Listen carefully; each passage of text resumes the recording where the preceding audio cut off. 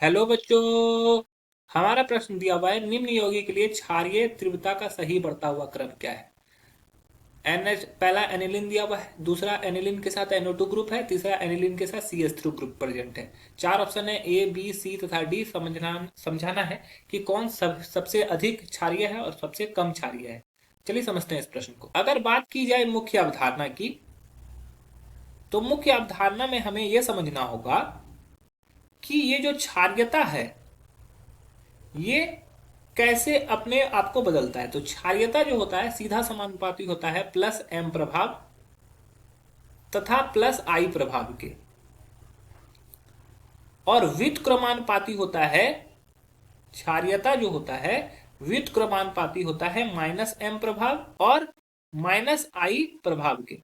ठीक है, व्युत्क्रमानुपाती होता है माइनस आई प्रभाव के। तो चलिए समझते हैं यहाँ पे कौन एम प्रभाव लगाता है, कौन आई प्रभाव लगाता है। तो चूंकि क्या है कि क्षारीयता जो होता है इलेक्ट्रॉन घनत्व के भी सीधा समानुपाती होता है। ठीक है, तो इलेक्ट्रॉन घनत्व, तो जहां पे इलेक्ट्रॉन घनत्व हो अधिक होगा वहां पे क्षारीयता अधिक होगी।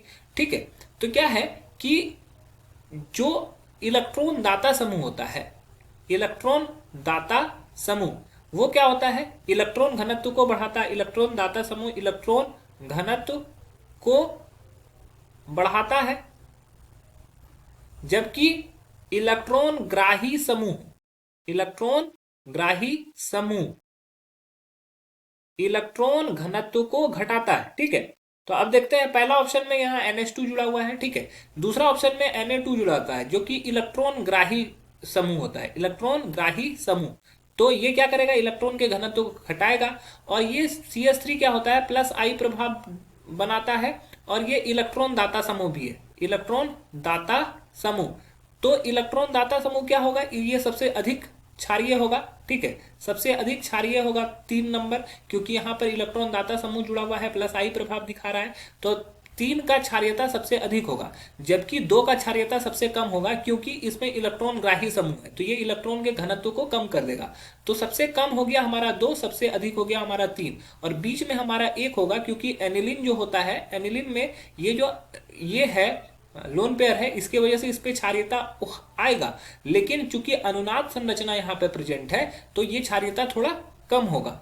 तो यहाँ पर 3 सबसे अधिक क्षारीय होगा, उसके बाद 1, उसके सबसे कम क्षारीय जो होगा वो होगा 2। तो यही हमारा सही ऑर्डर है। तो सबसे सबसे अधिक क्षारीय यहाँ पे दिया हुआ है, सबसे अधिक क्षारीय 1 को, तो ये गलत हो जाएगा। दूसरे में सबसे अधिक क्षारीय 1 को दिया हुआ है, गलत हो जाएगा।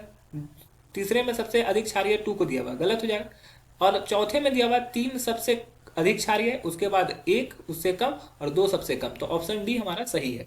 आशा है कि यह प्रश्न आपको समझ में आया होगा। धन्यवाद।